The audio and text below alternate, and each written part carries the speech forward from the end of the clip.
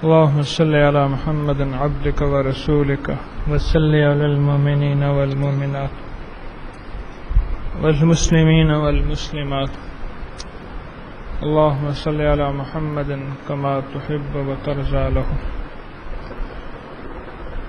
آج کے حلقہ کشف المحجوب میں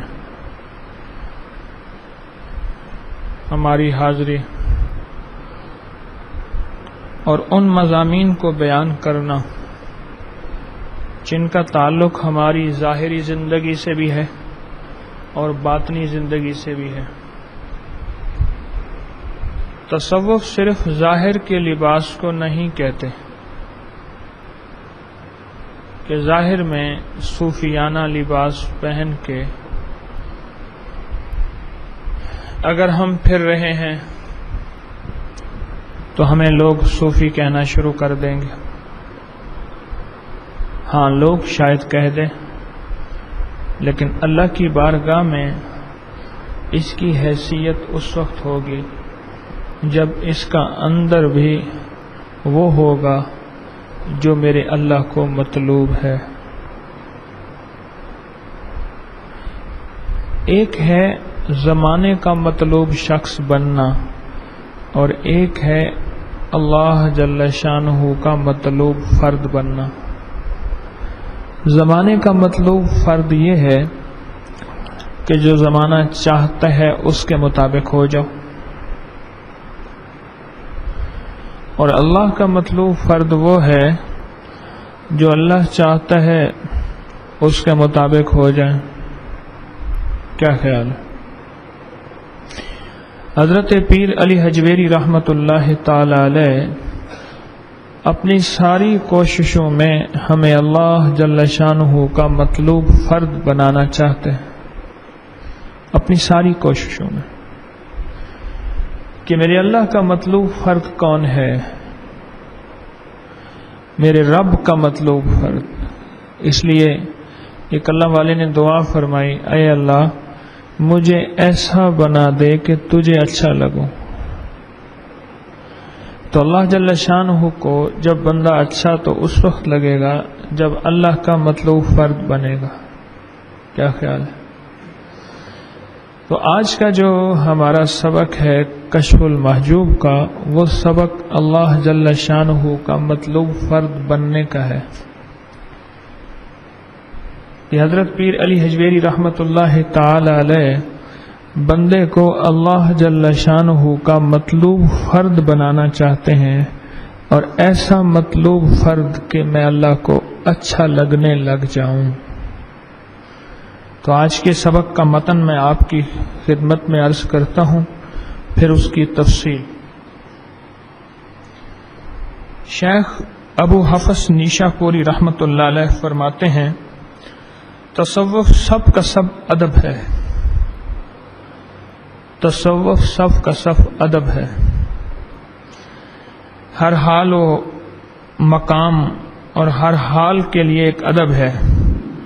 جو شخص اوقات کے آداب بجا لانے کو اپنے اوپر لازم کرے وہ مردان راہ حق کے درجے کو پہنچ جاتا ہے، اور جو آداب کو ضائع کر دیتا ہے وہ اس لحاظ سے کہ اپنے آپ کو قریب سمجھتا ہے اور بعید ہوتا ہے، اور اس حیثیت سے مردود ہوتا ہے کہ اپنے آپ کو مقبول خیال کرتا ہے۔ اور یہ مطلب شیخ ابوالحسن نوری رحمۃ اللہ علیہ کے اس قول سے بالکل قریب ہے جو آپ نے فرمایا، تصوف صرف رسوم اور علوم کا نام نہیں بلکہ وہ تو اخلاق حسنہ کا نام ہے۔ یعنی اگر تصوف کوئی رسم ہوتا تو مجاہدت حاصل ہو جاتی، علم ہوتا تو تعلیم سے حاصل ہو جاتی، وہ تو صرف آداب کا نام ہے۔ جب تک اس کا حکم تو اپنے اندر نہ چاہے اور اس کے معاملات میں اپنی ذات سے درست نہ کرے اور اپنی ذات سے اس پر انصاف نہ دے تو وہ حاصل نہیں ہوتا۔ رسوم و اخلاق کے درمیان فرق یہ ہے کہ رسم تکلف اور اسباب پر مبنی ہوتا ہے اور اس کا ظاہر باطن کے خلاف ہوتا ہے، یعنی ایک بے حقیقت فعل ہوتا ہے۔ رہا خلق تو وہ بغیر تکلف و اسباب کے نیک فعل ہوتا ہے۔ ایسے طور پر اس کا ظاہر باطن کے موافق اور دعوے سے خالی ہے۔ حضرت مرتعش رحمۃ اللہ تعالی علیہ فرماتے ہیں تصوف نیک خلق ہے یعنی آداب ہیں، اور یہ 3 طرح پر ہوتا ہے۔ نیک برتاؤ اللہ کے ساتھ جو بغیر ریا کے اس کے احکام ادا کرنے سے حاصل ہوتا ہے۔ نیک برتاؤ خلقت کے ساتھ جو بزرگوں کی عزت اور چھوٹوں پر شفقت اور اپنے برابر والوں سے مساویانہ سلوک کرنے اور کسی لالچ کے بغیر سب کے ساتھ انصاف کرنے سے حاصل ہوتا ہے۔ اور نیک برتاؤ اپنے ساتھ جو خواہش نفس کی مطابعت نہ کرنے سے حاصل ہوتا ہے، اور جو شخص اپنے آپ کو ان تینوں باتوں میں درست کرے وہ نیک خلق ہوتا ہے۔ اور یہ بات جو میں نے بیان کی وہ اس قول کے مطابق ہے۔ ایک شخص نے حضرت عائشہ صدیقہ رضی اللہ تعالی عنہا سے پوچھا، ہمیں پیغمبر صلی اللہ تعالی علیہ وسلم کی نسبت کوئی بات بتائیے۔ آپ نے فرمایا قرآن پڑھو، اللہ جل شانہ نے خود اس کے متعلق خبر دی ہے کہ آپ عفو اختیار کیجئے اور نیک امر کا حکم دیجئے اور جاہلوں سے اعراض کیجئے۔ حضرت مرتعش رحمۃ اللہ علیہ فرماتے ہیں کہ یہ مذہب تصوف سب معقول ہے، اس میں بےہودہ بات نہ ملاؤ، یعنی رسمی صوفیوں کے معاملات میں نہ لپٹو، ان کی پیروی کرنے والوں سے بھاگو۔ اور جب عوام نے اہل زمانہ سے رسمی صوفیوں کو دیکھا، ان کا ناچنا اور سرود کرنا اور بادشاہوں کی درگاہوں میں دینی مفاد کے لیے جانا اور دنیاوی غرض اور خوراک کے لیے آپس میں جھگڑنا معلوم کیا، تو تمام صوفی ہوئی سے بد اعتقاد ہو گئے اور کہنے لگے طریقہ صوفیہ کی اگر یہی حقیقت ہے تو پہلے صوفی بھی اسی طریقے پر چلے ہوں گے۔ انہیں یہ نہ معلوم کیا کہ یہ زمانہ جس زمانے میں کوئی نبی نہ ہو فتنوں کا زمانہ ہے، ابتلا کا زمانہ ہے۔ جب حرص بادشاہ کو ظلم میں اور لالچ عالم کو بدکاری میں اور ریاکاری زاہد کو نفاق میں ڈال دے تو خواہش نفس صوفی کو بھی ضرور ناچ کود میں ڈال دیتی ہے۔ جان لو اگر اہل طریقہ تباہ ہو جائیں تو اہل طریقہ تباہ نہیں ہو سکتا۔ نیز یہ جان لو کہ بےہودہ روش کے لوگوں میں اگر کوئی گمراہ اپنی بےہودہ روش کو شریفوں کی نیک و معقول روش میں پوشیدہ کر دے تو اس سے ان شریفوں کی معقول روش بےہودہ روش نہیں بن سکتی۔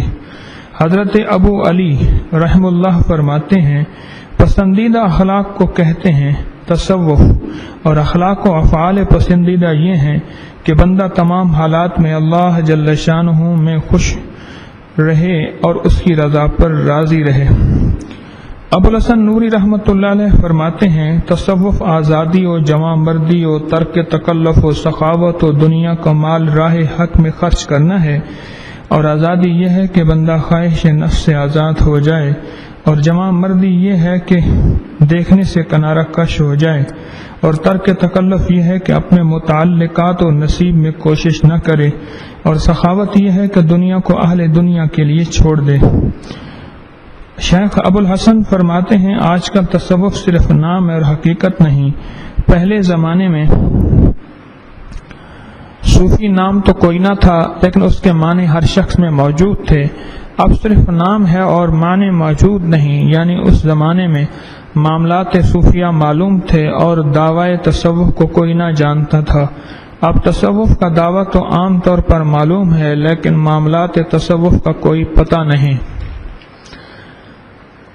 اب میں نے اس کتاب میں یعنی پیر علی حجویری رحمۃ اللہ علیہ اس مضمون کے آخر میں فرماتے ہیں اب میں نے اس کتاب میں تصوف کے بارے میں مشائخ طریقت و اقوال و ارشادات اس قدر تحقیق بیان کر دی ہے جس سے تم پر اللہ جل شانہ نیکی دے، اس طریق کی حقیقت کھل جائے گی، اور اس طریق کے منکرین سے یہ کہہ سکو گے کہ تصوف کے انکار سے تمہاری کیا مراد ہے۔ اگر صرف اس میں تصوف کا انکار کرتے ہیں تو مذائقہ نہیں، کیونکہ معنی اپنے مسمی سے بیگانہ ہوتا ہے۔ ضروری نہیں کہ نام کے معنی نام والے ہی پا جائیں، اگر اہل تصوف کے معنی اور معارف کا انکار کرتے ہیں تو یہ پیغمبر صلی اللہ تعالی وسلم کی پوری شریعت، ان کی عمدہ خصلتوں کا انکار ہے، اور اللہ جل شانہ تمہیں اپنے اولیاء کی سی نیکی عطا فرمائے۔ میں تمہیں اس کتاب میں وصیت کرتا ہوں تم اس کی پوری رعایت کرنا اور اس میں انصاف کرنا، تصوف کا دعویٰ کم کرنا اور اہل تصوف کے ساتھ نیک اعتقاد رکھنا، اور توفیق ہر امر کی اللہ کے ہاں ہوتی ہے۔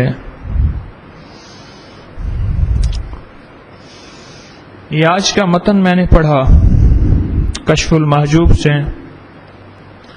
آج کا متن پڑھا کہ حضرت پیر علی حجویری رحمۃ اللہ تعالی علیہ نے آج کے اس متن میں اپنی کتاب کے اندر سب سے پہلی جو چیز لکھی ہے وہ ادب کو لکھا ہے۔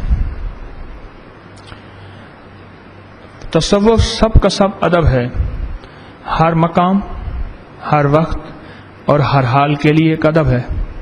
بیت الخلاء کا ادب کیا ہے؟ بیت الخلاء کا حال ہے ایک، پھر بیت اللہ کا ادب کیا ہے؟ پھر بیت اللہ کا حال ہے۔ تو فرمایا کہ ہر مقام، ہر وقت اور ہر حال کے لیے ایک تصوف ہے۔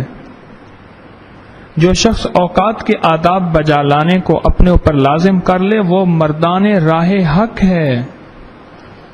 ہر وقت کا سنیں بڑی غور سے، یہ حضرت پیر علی حجویری رحمۃ اللہ علیہ نے بڑی کام کی بات فرمائی ہے، بڑی کام کی بات فرمائی ہے۔ اسے کہتے ہیں حال کے امر کو پہچاننا۔ اس کے لیے فرمایا جو شخص اوقات کے آداب بجا لانے کو اپنے اوپر لازم کر لے۔ اب اس وقت میں میری ماں ہے، ماں کا ادب کیا ہے؟ یہ اوقات کا ادب ہے۔ اب بہن ہے، اب بہن کا ادب کیا ہے؟ یہ اس وقت کا ادب ہے۔ ٹھیک، اب میرا کھانے کا وقت ہے، اب میں اپنے مرشد کے سامنے ہوں، اب اپنے بھائی کے سامنے ہوں، اب اپنی مصلی پہ ہوں، اب اپنے دوست کے ساتھ ہوں۔ حال کا امر، اب اس امر میں میرا اللہ مجھ سے کیا چاہتا ہے اور اس امر میں کا ادب کیا ہے، یہ حال کا ادب ہے۔ میں جو یہ اپنے اوپر لازم کر لے، یہ سیکھ لے، وہ مردان راہ حق کے درجے کو پہنچ جاتا ہے۔ ایسے مرد جو راہ حق میں اپنی جان دے دیں اور اللہ کے ہاں سرخ روح ہو جائیں، وہ اس درجے کو پہنچ جاتا ہے۔ آداب، اور یہ بھی ادب ہے کہ کسی بے ادب کے، یہ بھی ادب ہے کہ کسی بے ادب کے کی بے ادبی کو برداشت کرنا، یہ بھی آداب میں شامل ہے۔ کسی نے پوچھا پڑوسی کے حقوق، فرمایا پڑوسی کے حقوق ہیں اس کی کو تکلیف نہ دو، فرمایا اور حق، کہا اس کی تکلیف کو برداشت کرو، یہ بھی اس کے حقوق میں شامل ہے۔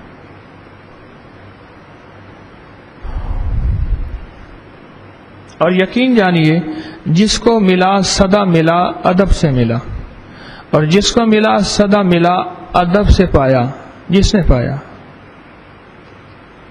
انسان جب ادب کرتے کرتے کرتے ایک ایسی منزل پہ پہنچتا ہے جہاں اللہ جل شانہ اس کے لیے ادب کے دروازے کھول دیتا ہے۔ اس طرح فرمایا انسان سچ بولتے بولتے اللہ کی بارگاہ میں ایسا ہو جاتا ہے کہ اللہ کے ہاں لکھ دیا جاتا ہے کہ وہ صادقین میں سے ہے۔ انسان تقوی کرتے کرتے اللہ جل شانہ کی ذات عالی سے پیار کرتے اور احتیاط کرتے کرتے اس درجے پہ پہنچ جاتا ہے، اللہ اس کو خاشعین میں شمار کر دیتے ہیں۔ خاشعین، جن کے اندر خشیت ہوتی ہے، خوف ہوتا ہے۔ اسی طرح جب بندہ ادب کرتے کرتے کرتے ادب کرتے کرتے، کسی نے حضرت پیر علی حجویری رحمۃ اللہ علیہ سے پوچھا ادب کہاں سے شروع ہوتا ہے؟ فرمایا ماں کی گود سے۔ فرمایا ختم کہاں ہوتا ہے؟ فرمایا مرشد کے قدموں پہ۔ کمال کی بات فرمایا۔ اور یہ بات میں نے اپنے حضرت سے سنی، کسی کتاب میں میں نے نہیں پڑھی، اپنے حضرت مرشدی حجویری رحمۃ اللہ علیہ سے سنی کہ ادب ماں کی گود سے شروع ہوتا ہے، وہ مرشد کے قدموں میں پیدا ہوتا ہے۔ میں کل کی بات ہے، ایک عالم کے پاس بیٹھا تھا، فرمانے لگے میں بخاری شریف میں آج ایک حدیث پڑھ رہا تھا تو کسی نے ایک صحابی سے حضرت قتادہ رضی اللہ تعالیٰ عنہ سے مسئلہ پوچھا، اور میں تمہارے پاس عبداللہ ابن مسعود رضی اللہ تعالیٰ عنہ نہیں تھے جن کو میں نے دیکھا کہ وہ ہر وقت اپنے ہاتھ میں آقا کی ٹیک کے لیے تکیہ رکھتے تھے، جو حضور کی جوتی ایسے اٹھاتے کہ سینے سے لگاتے تھے؟ اللہ اکبر۔ عبداللہ بن مسعود رضی اللہ عنہ کے بارے میں فرمایا، اور آپ کے وضو کا پانی بھر کے رکھتے تھے۔ تو تمہارے پاس وہ نہیں تھے جو تم مجھ سے مسئلہ پوچھنے آئے تھے؟ عبداللہ بن مسعود رضی اللہ تعالیٰ عنہ۔ فرمایا ادب لہجے سے بھی ہوتا ہے، ادب آنکھوں سے بھی ہوتا ہے، بے ادبی لہجے سے بھی ہوتی ہے، بے ادبی آنکھوں سے بھی ہوتی ہے، ادب ہاتھوں سے بھی ہوتا ہے اور پاؤں سے بھی ہوتا ہے۔ عبداللہ بن مسعود رضی اللہ تعالیٰ عنہ۔ میں ابھی کشمیر کے سفر میں گیا تو ایک شہر ہے ہجیرہ، راولہ کوٹ سے اوپر ہے، تو میں نے وہاں پتہ کیا سفر میں، تو ابکری کی ایجنسی پہ گیا، ان کے ہاں پوچھا آپ کے ہاں ابکری آتا ہے؟ انہوں نے کہا ہاں آتا ہے، تو دکھائیں، دیکھا کیسا رسالہ ہے، کہ بہت اچھا ہے، کتنی تعداد میں؟ اس نے کہ جی ہمارے ہاں جتنے بھی سیاسی مذہبی سب سے زیادہ تعداد میں یہی آتا ہے، بچتا ہے؟ کہا نہیں بچتا۔ تو میں نے عرض کیا طارق میرا نام ہے، ان کو جھٹکا لگا، حسب معمول کے کوئی 70 سال کا بابا 80 سال کا ہوگا۔ میں نے ان سے ایک کتاب لی حضرت عبداللہ بن مسعود رضی اللہ تعالیٰ عنہ کے بارے میں نے کہا میں سواری میں ہوں، پہاڑی سفر ہے، مسلسل چڑھائی کا، گھنٹوں کا سفر ہے، کوئی کتاب دے دے مجھے، کوئی پیسے نہیں لیے، میں نے خیر دے دیے پیسے۔ اس کتاب میں ایک چیز پڑھ رہا تھا عبداللہ بن مسعود رضی اللہ تعالیٰ، عبداللہ بن عباس رضی اللہ تعالیٰ کے بارے میں، کہ حضرت عبداللہ بن عباس رضی اللہ تعالیٰ حضرت میمونہ جو تھیں ان کی رشتہ دار تھیں، ممانی لگتی تھیں، ان کے ہاں کبھی کبھی چلے جاتے اور سرور کونین صلی اللہ تعالی وسلم کا ادب کرتے تھے، چھوٹے بچے تھے، ادب کرتے تھے، اور ادب کرتے کرتے یہ عالم ہو گیا کہ ایک دن لوٹا پانی کا وضو کے لیے بھر کے رکھا۔ آقا نے پوچھا صلی اللہ تعالی وسلم نے، یہ کس نے بھر کے رکھا؟ اور فرمایا کہ یہ عبداللہ نے بھر کے رکھا۔ تو آپ نے فرمایا مفہوم ہے کہ انہیں گود میں لیا اور دعا کی کہ اللہ اسے دین کا فہم عطا فرما، اللہ اس کے سینہ، مفہوم عرض کیا رہا ہوں، اللہ اس کے سینے کو کھول دے اور دین کا فہم عطا فرما اور اس کو عقل کامل عطا فرما۔ اس دعا کا ادب کیا، پانی بھر کے رکھا، خدمت کی، اس دعا کا یہ اثر ہوا۔ آج پوری امت کے جو محدثین میں شمار ہوتے ہیں وہ عبداللہ ابن عباس شمار ہوتے ہیں۔ امت کے مفسرین میں ان کی تفسیر ابن عباس اب بھی موجود ہے، اور امت کے محدثین میں ان کا بہت اونچا شمار ہوتا ہے ادب کی وجہ سے۔ تو کیا عجیب بات فرمائی کہ مجھ سے مسئلہ پوچھنے آئے ہو، کیا عبداللہ ابن مسعود نہیں ملے جو حضور سرور کونین صلی اللہ علیہ وسلم کے لیے تکیہ پیش کرتے تھے، آپ کا جوتا مبارک اٹھاتے اور ایسے اٹھاتے کہ جیسے سینے سے لگا لیتے، اور آپ کے لیے وضو کا پانی بھر کے رکھتے۔ میں آپ کو اپنا واقعہ سناؤں، یاد آیا، اپنے حضرت رحمت اللہ علیہ کی خدمت 2-4 دن جوتیاں سیدھی کرنے کی کوشش کی، میری کمزوری کہ میں وہ نہ پا سکا جو وہ دینا چاہتے تھے۔ حضرت کا جوتا میں نے اٹھایا 1-2 دفعہ، چند دفعہ، ایک دفعہ حضرت نے منع فرما دیا، میرا جوتا نہ اٹھایا کر۔ حضرت یہ ظاہری رسم و رموز کو زیادہ پسند نہیں فرماتے تھے، کبھی کبھی جوتا اٹھانے کی اجازت دے دیتے تھے۔ اس کے بارے میں بھی ایک دفعہ فرمایا کہ پیر اپنے مرید کو کچھ نہ کچھ خدمت کا موقع ضرور دے کہ وہ خدمت کرے گا تو کچھ پائے گا، اگر خدمت کا موقع ہی نہ دیا تو پھر کیا حاصل کرے گا۔ باقی اٹھنے کو، پیٹھ کرنے کو، لینے بنا کے کھڑنے ہونے کو بہت ان کو ناگواری ہوتی تھی، حالانکہ خود صاحب مقام تھے۔ تو میں بڑا پریشان ہوا کہ حضرت، اچھا دوسرا ایک اور صاحب تھے وہ اٹھا لیتے تھے، مجھے منع فرمایا۔ تو ایک دفعہ میں نے ڈرتے ڈرتے حضرت کی خدمت میں عرض کیا کہ حضرت آپ نے مجھے جوتے سے منع فرما دیا، اجازت عنایت فرما دے۔ حضرت نے بڑی شفقت سے فرمایا دیکھ تو یوں اٹھاتا ہے، میں یوں اٹھوانا چاہتا ہوں.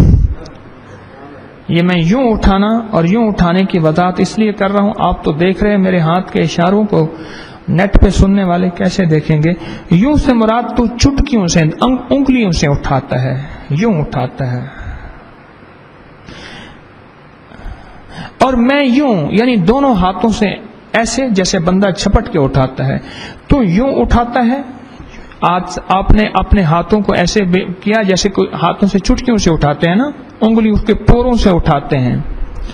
اور میں تو یوں اٹھاتا ہے اور میں یوں اٹھوانا چاہتا ہوں. اور پھر فرمایا نہ مطلوب یوں اٹھوانا ہے، نہ مطلوب یوں اٹھوانا ہے، مطلوب یہ ہے کہ تیرے اندر طلب کتنی ہے. نہ مقصود یہ ہے کہ یوں اٹھا، نہ مقصود یہ ہے کہ یوں اٹھا. اصل مقصود یہ ہے کہ دیکھنا یہ ہے کہ تیرے اندر طلب کتنی ہے، ادب کتنا ہے اور سچی تڑپ کتنی ہے. ادب سے ہی سارا نظام چلتا ہے. میں اس دن اپنے دوستوں سے بات کر رہا تھا، فقراء سے. میں نے کہا ایک دوسرے کی ناگواریاں برداشت کیا کرو، تسبیح خانے کے آداب کا خیال رکھنا. ہمارے ہاں حضرت رحمت اللہ علیہ کے ہاں بعض اوقات نا اللہ پاک کو بندہ ایک ایسا بھیج دیتا ہے جو مزاجوں کی اصلاح کرتا رہتا ہے. ایسا بھیج دیتا ہے. وہ تندور کے اندر ایک لکڑی ہوتی ہے، اسے کڈڑی کہتے ہیں، لکڑی ہوتی ہے، وہ اگر اس کا تاؤ کم ہو جائے تو پھر اس کو یوں مارتے ہیں تندور کے اندر، ہے نا، اور پھر اس کا تاؤ جو ہے ایسے ہے نا تیز ہو جاتا ہے. ایک بندہ تھا حضرت کی خدمت میں رہتا تھا پھر چلا جاتا تھا، پھر رہتا تھا. میں کچھ سفر سے آیا حضرت کی خدمت میں. سردیاں تھیں، ساری رات کا سفر، کوئی گرم چیزیں زیادہ نہیں تھیں. عشق بھی پاگل ہوتا ہے، دیوانہ ہوتا ہے، ایسی بھاگ پڑتا تھا. سردی زیادہ لگی، آیا، ابھی رات کا کچھ وقت باقی تھا. کچھ اللہ نے توفیق دی، کچھ نفل پڑھ لیے، کچھ ذکر کر لیا، کوئی مراقبہ کر لیا، کوئی نفی اسبات کر لی. فجر کی نماز پڑھ کے میں نے کہا اب میں سو جاؤں، سفر میں ہوں، مارا ہوا آیا ہوں. میں سو گیا. سو کے نا مجھے نیند آ گئی. میں اس دن میں ایک بابا جی سے کہہ رہا تھا، میں نے کہا بابا میری نیند تو میرا مرشد لے گیا، تیری نیند میں لوں گا، دیکھ تو صحیح. تو وہ اس وقت ملی تھی جب حضرت نے سر پہ ذمہ داری ڈالی تھی، اس سے پہلے بڑی نیند آتی تھی.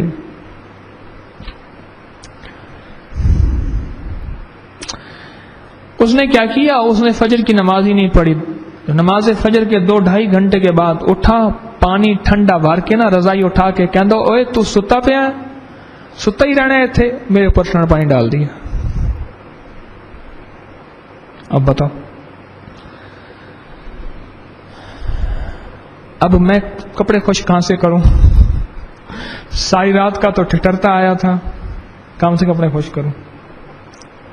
ایک دفعہ چائے پی رہا تھا، وہ پیالی ہوتی نا چائے کے نیچے چھوٹی پلیٹ ہوتی ہے، اس کے اندر چائے ڈال کے نا میرے کپڑے سفید پہنتا تھا، ایسے میرے کپڑوں پہ ڈال دی. میں چائے پینے کے گریز کرتا تھا، اب بھی کرتا ہوں، کوئی کبھی کبھی پی لوں تو نہیں پیتا. تو ایسے ڈال کے کہنا لے تو بھی پی لے، پھر میرے کپڑوں پہ ڈال دی، لے تو بھی پی لے.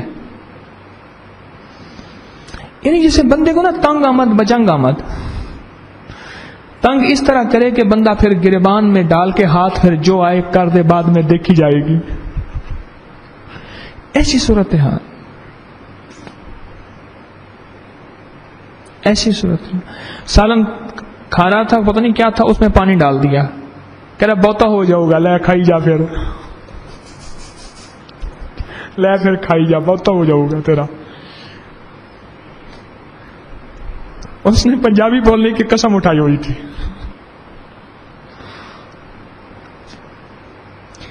یہ چیزیں ایسی ہیں، حضرت رحمت اللہ علیہ خاموشی سے دیکھتے رہتے تھے، اس کو محبت پیار سے سمجھاتے بھی صحیح، سختی بھی کی، لیکن وہ اپنی طبیعت میں رہا. اللہ کی قسم وہ نظر نہیں آیا، پتہ نہیں کہاں گیا. اور مجھے حضرت نے فرمایا دیکھ، مجھے پتہ ہے یہ چیزیں تیرے اوپر ناگوار گزرتی ہیں، ان کو برداشت کرتا جانا. پتہ نہیں کوئی حضرت کی شفقت ایسی تھی. میں تو جلالی آدمی ہوں، اب بھی لیکن کوئی ایسی شفقت تھی حضرت کی، کوئی ایسی دل کے اندر وہ بات ہوئی کہ اس بندے کی بس ایسی تھا جیسے اس نے کیا ہی کچھ نہیں. اور پھر غصہ تو آیا اس وقت جب اس نے پانی ڈالا. میں نے حضرت کی آواز کانوں میں ایک دم اٹھی. اچھا میں نے کہا یار جا مجھے سونے تو میں ساری رات سفر کر کے آیا ہوں. اسے منت کی، مان گیا. میں یوں لیٹا پھر نیند آئی، اٹھا تو سب کچھ سوکھ چکا تھا. وہ اندر رضائی کی گرمی، جسم کی گرمی نے اپنا کام دکھایا. یہ ہمیشہ ادب بے ادبوں سے سیکھا جاتا ہے.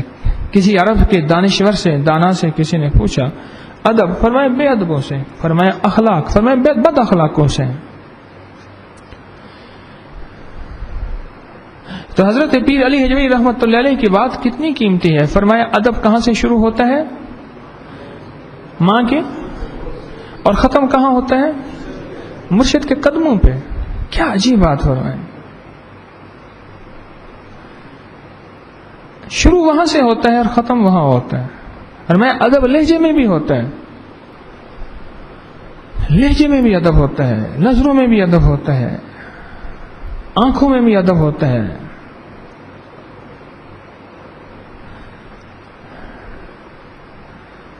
ادب پھر انسان کو صلہ رحمی سکھاتا ہے. ادب پھر انسان کو موت کی یاد سکھاتا ہے. ادب سے انسان پھر حاصل کرتا ہے. ایک ایسی عجیب پیر علی حجویری رحمۃ اللہ علیہ کو اللہ جزائے خیر دے. آج کیسی قیمتی بات فرما دی انہوں نے، کیسی قیمتی بات فرما دی کہ ادب انسان کو کہاں سے کہاں پہنچا کے اور اس کو کن منازل کو طے کرا دیتا ہے. ادب اور کہاں سے کہاں اس کو رتبہ دے دیتا ہے. مکہ مکرمہ میں ایک بہت صالح شخص رہتے تھے، اللہ والے تھے، نیک تھے، صالح تھے، خود غنی بھی تھے. لوگ ان کے پاس اپنی امانتیں رکھواتے تھے.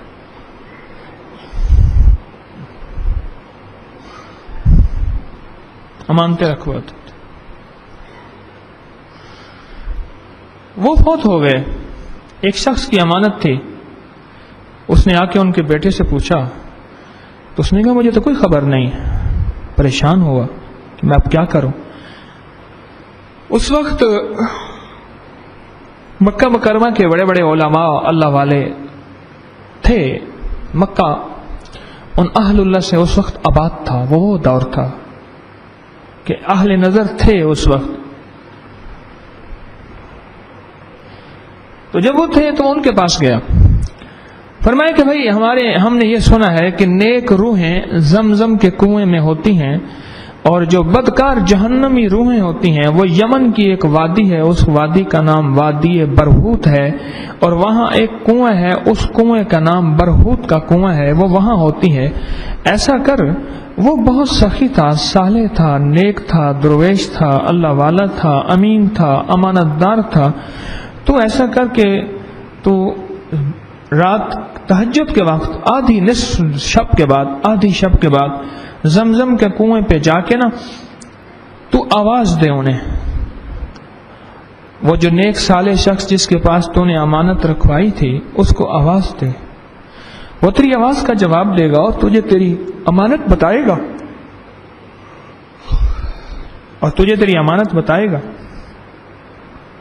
اس نے کہا ٹھیک ہے. 1 رات گیا، 2 رات گیا، 3 رات گیا، کوئی آواز کا جواب نہ آیا. تو آ کے ان علماء کی خدمت میں آیا تو وہ کہنے لگے انا للہ و انا الیہ راجعون. اوہو، محسوس یہ ہوتا ہے کہ وہ تو کہیں جہنمیوں میں چلا گیا. اچھا، یمن میں جا، ایک وادی ہے برہوت کی، اس وادی میں جا اور وہاں ایک کنواں ہے. اس کنویں میں اس نے انہی اوقات میں، جن اوقات میں یہاں زمزم میں آ کے تو نے آواز دی تھی، انہی اوقات میں جا کے تو آواز دے اور وہ یقیناً تجھے تیری آواز کا جواب دے گا. وہ چلا گیا. وہاں جب گیا تو پہلی ہی آواز میں اس کی جب لبیک ملی اور کہنے لگے ہاں تیری امانت موجود ہے اور میں نے فلاں جگہ، مجھے اپنی اولاد پہ یقین نہیں تھا، میں نے تیری امانت کو فلاں جگہ دفن کیا ہوا اور جا کے لے لے. وہ کہنے لگے کہ اللہ کے بندے، ہم تو تجھے جنتی لوگوں میں سمجھتے تھے اور تو جنتی تھا، اور تو یہاں جہنمیوں کے پاس کیسے پہنچ گیا؟ بس کہا کہ میں خراسان سے آیا تھا مکہ مکرمہ میں، میری ایک بیوہ بہن تھی، اس کے یتیم بچے تھے، میں نے اس سے قطع تعلق ہی کی، میں نے اس کا کوئی خیال نہ کیا، اس کا کوئی توجہ نہ کی، اس کی طرف کوئی التفات نہ کیا۔ میں غنی مالدار تھا، وہ فقیر اور غریب تھے، میں نے اس کی طرف کوئی توجہ نہیں کی۔ اللہ نے اس قطع رحمی کی وجہ سے مجھے جنتی روحوں سے نکال کے جہنمی روحوں میں ڈال دی ہے۔ انسان جب ادب کی دنیا میں آتا ہے تو اللہ جل شانہ پھر اس سے گھر والوں کے ادب بھی اسے سکھا دیتا ہے، رشتہ داروں کے ادب بھی اسے سکھا دیتا ہے، اپنوں کے ادب بھی اسے سکھا دیتا ہے، اور غیروں کے ادب بھی۔ میں ایک شعر اکثر پڑھا کرتا ہوں، وہ یہی ادب کا ہے کہ مجھے کچھ خبر نہیں تھی تیرا درد کیا ہے یا رب، تیرے عاشقوں سے سیکھا تیرے سنگ در پہ مرنا۔ یہ وہی شعر ہے، پھر انسان کو جینا بھی آ جاتا ہے، پھر انسان کو مرنا بھی آ جاتا ہے، یہ سارا وہی کہ وہی ہے۔ ادب سے جس نے پایا ہے اور جس نے کھویا ہے بے ادبی سے کھویا ہے، اور جس نے پایا ہے ادب سے پایا ہے۔ سوچوں کا بھی ادب ہوتا ہے۔ کسی نے آ کے حضرت معاویہ رضی اللہ تعالیٰ عنہ کو کہ ایک بات بتائی کہ حضرت فلاں بندہ آپ کی وہ کر رہا، حجب کر رہا، آپ کی برائی کر رہا تھا، اور بہت زیادہ دلائل کے ساتھ آپ کی حجب کر رہا تھا کہ میرے پاس یہ دلیل ہے، آپ حضرت معاویہ رضی اللہ تعالیٰ عنہ ایسے تھے، ایسے ہیں، ایسے ہیں، ایسے ہیں، ایسے ہیں، آپ کی برائیاں بیان کر رہا تھا۔ تو حضرت معاویہ رضی اللہ تعالیٰ عنہ اس کو دیکھ کے فرمایا وہ تیرے عشق کا امتحان لے رہا تھا، تو مجھ سے جو کہتا ہے مجھے آپ سے محبت ہے، پیار ہے، وہ تیرے عشق کا امتحان لے رہا تھا۔ بس اتنا فرمایا۔ انسان ہمیشہ ادب سے اوپر چلتا ہے، ادب سے پرواز ملتی ہے، اور ادب سے انسان کے اوپر پھر کائنات کی راہیں کھلتی ہیں، اللہ پاک جل شانہ اس کو عطا فرماتے ہیں۔ اور پھر جینا بھی ادب کا نام ہوتا ہے، پھر مرنا بھی ادب کا نام ہوتا ہے، پھر ادب سے اس کو مرنا بھی آ جاتا ہے۔ اور یہ اس وقت ہوتا ہے جب اللہ جل شانہ کے بندوں کے ساتھ محبت کرتا ہے، اللہ کے نیک بندوں سے پیار کرتا ہے۔ حضرت ابراہیم بن آدم رحمۃ اللہ علیہ نے شیخ ابو یوسف رحمۃ اللہ علیہ کے پاس آ کر کہا میں آپ کو ایک انوکھی بات سناؤں؟ کہنے لگے ضرور سنائیں۔ کہنے لگے میں آج قبرستان سے چلا جا رہا تھا، قبرستان سے ایک دم قبر ایک پھٹی اور ایک داڑھی کو مہندی سے رنگے ہوا ایک بہت بوڑھا بابا میرے سامنے کھڑا ہو گیا، اور کہنے لگے ابراہیم اللہ نے تیری خاطر مجھے زندہ کر کے قبر سے نکالا ہے، پوچھ کیا مجھ سے کیا پوچھتا ہے؟ تو ابراہیم بن آدم رحمۃ اللہ علیہ فرمانے لگے میں نے ان سے پوچھا اچھا یہ بتا اللہ نے تیرے ساتھ کیا معاملہ کیا؟ تو وہ کہنے لگے یہ پوچھتا ہے؟ فرمایا ہاں۔ فرمایا اگر یہ پوچھتا ہے تو سن کہ اللہ جل شانہ نے میرے ساتھ یہ معاملہ کیا۔ میں جب اللہ جل شانہ کے سامنے کھڑا ہوا تو اللہ پاک نے فرمایا تیری کوئی نیکی نہیں ہے، تیرے پاس کوئی اعمال نہیں ہے، ہاں تیری کچھ چیزیں ہمارے پاس ہیں۔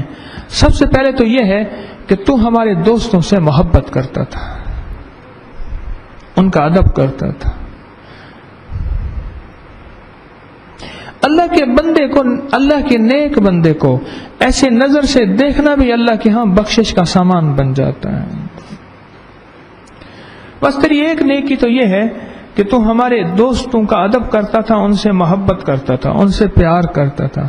اور فرمایا دوسری نیکی یہ ہے تیرے حلق میں آج تک شراب کا قطرہ نہیں گیا تھا، دوسری نیکی یہ ہے۔ اور تیری تیسری نیکی یہ ہے کہ تو بڑھاپے اور سفید بالوں کی حالت میں میرے پاس آیا ہے اور میں سفید بالوں پہ ترس کھاتا ہوں، جا تیری ان 3 نیکیوں کی وجہ سے میں نے تیری بخشش کر دی۔ جو پہلی نیکی بیان کی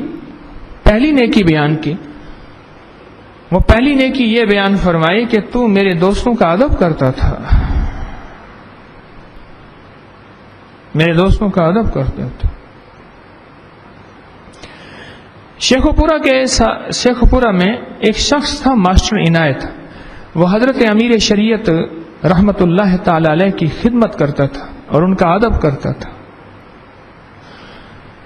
اس کا بیان ہے، اس نے یہ بیان پھر بتایا کہ وہ بیمار تھا، مریض تھا۔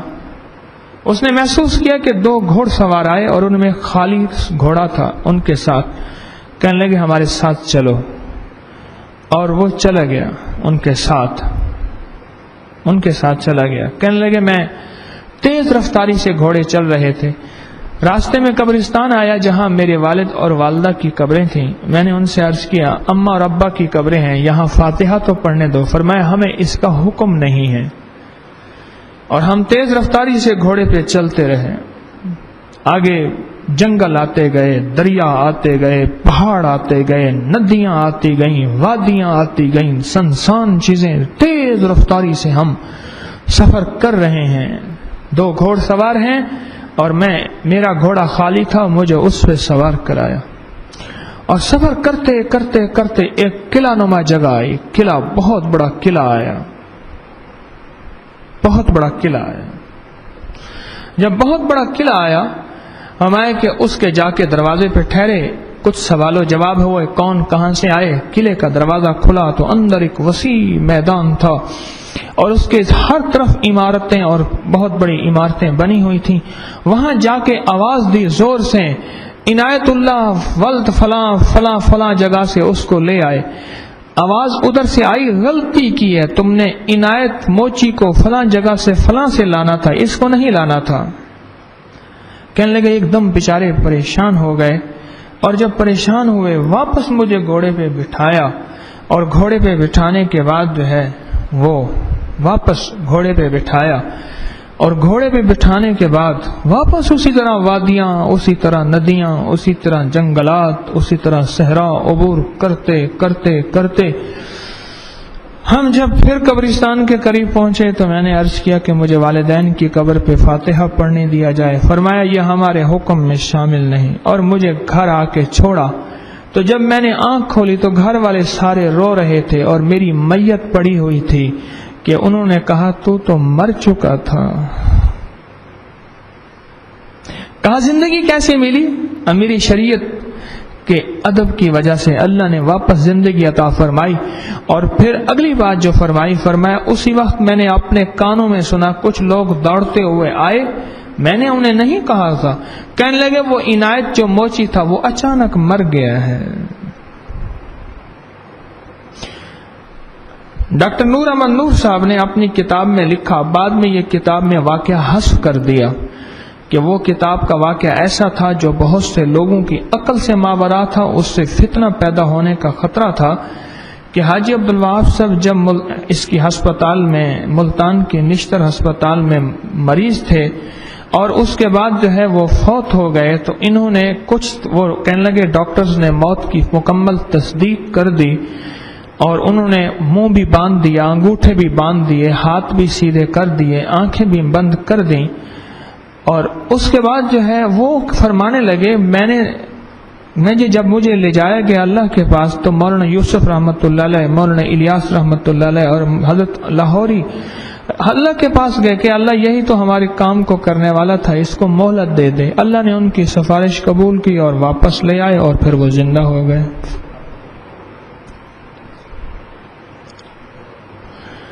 ادب کا ایک جہان ہے، خدمت کا ایک جہان ہے اس عالم میں۔ میں نے اپنے حضرت کی بات آج آپ کو بتائی ہے کہ حضرت نے بڑی انوکھی بات فرمائی، ادب ماں کے گود سے شروع ہوتا ہے، مرشد کے قدموں پہ ختم ہوتا ہے۔ ادب کی ابتدا ماں کی گود ہے، ادب کی انتہا مرشد کے قدم ہے۔ میں نے عرض کیا ادب لہجے کے نام بھی ہے، ادب آنکھوں کا نام بھی ہے، ادب اپنی کیفیت کا نام بھی ہے، اور تنہائیوں میں نام بھی اسی کا ہے۔ اور یہ جو میں نے بخشش کا واقعہ سنایا کہ بوڑھے کی بخشش کی، تو ہمارے دوستوں کا ادب کرتا تھا، اور دوسرا تیری زبان تیرے حلق میں ایک شراب کا قطرہ نہیں گیا تھا، اور تیسرا تیرے بال سفید تھے۔ جا ان 3 چیزوں کی وجہ سے ہم تیری بخشش کرتے ہیں۔ اپنی زندگی کے ارد گرد کو آداب کی زندگی میں لے آئیں۔ ایک اللہ والے نے کسی بندے کو دیکھا کہ اس نے جوتے کو اٹھا کے ایسے پھینک دیا، فرمایا تو نے جوتے سے ادب نہیں کیا۔ ہمیشہ انسان جو ہے وہ چھوٹے ادب سے بڑے ادب کی طرف بڑھتا ہے، چھوٹی نیکی سے بڑے نیکی کی طرف بڑھتا ہے۔ معلوم یہ ہوا تو نے کسی سے ادب نہیں سیکھا۔ ہارون الرشید کے لیے اتالیق مقرر کیے گئے تھے ادب کے لیے۔ میں اس دن البرام کا ایک کتاب ہے، مولانا عبدالرزاق ملیح آبادی رحمۃ اللہ علیہ نے لکھی ہے، البرام کا ایک کتاب۔ خالد برمکی، یحییٰ برمکی، جعفر برمکی، برام کا ایک خاندان ہے، قوم گزری ہے برام کا۔ البرام کا ایک کتاب ہے، بڑی موٹی، پڑھنے کے قابل ہے۔ وہ اتالیق تھے ہارون الرشید کے، جو صرف انہیں ادب سکھاتے تھے۔ اور ادب تو یہاں تک تھا کہ ہمارے بر صغیر میں ایک وقت ایسا آیا کہ ادب سب کا جہاں سے چلا ختم ہو کے صرف طوائفوں کے پاس آ گیا۔ لکھنؤ کے دبستان میں مولانا شبلی نعمانی رحمت اللہ علیہ نے لکھا ہے، لکھنؤ کے دبستان میں، کہ ایک وقت ایسا آیا کہ لکھنؤ کے لوگ اپنے بچوں کو ادب سکھانے کے لیے طوائفوں کے پاس بٹھا کے آتے تھے کہ ان کے پاس جا کے ادب سیکھ کے آؤ۔ یا پھر اگر اس دور میں مرزا مظہر جانے جانا رحمت اللہ علیہ کا جب دور تھا تو لوگ حضرت مرزا مظہر جانے جانا رحمت اللہ علیہ کے پاس لوگ اجازت لے کے جا کے بیٹھتے تھے اور صرف جا کے صرف ادب سیکھتے تھے، کہ ان کے پاس بادشاہ وقت آیا تو اس نے گھڑے کا پانی پی کے پیالہ جس طرح رکھا، پہلے جس طرح رکھا تھا اسی طرح نہ رکھا، تو شیخ نے فرمایا کہ تجھے تو پانی پینے کا ادب نہیں، تو بادشاہت کیسے کرتا ہے؟ ادب پہلا کرینہ ہے محبت کے کرینوں میں۔